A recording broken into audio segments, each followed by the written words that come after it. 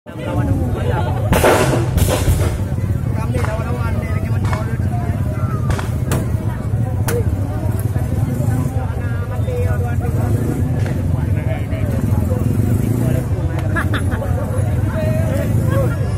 minit ya bang, 7 minit ya.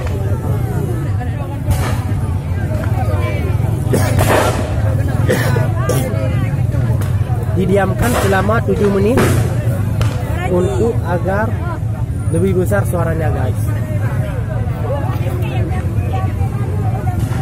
Penontonnya lebih dari ribuan guys, berdatangan dari seluruh penduduk PD, Banda Aceh, PD Jaya, Birun, dan dari Langsa dan Luk Moe untuk menyaksikan ini guys.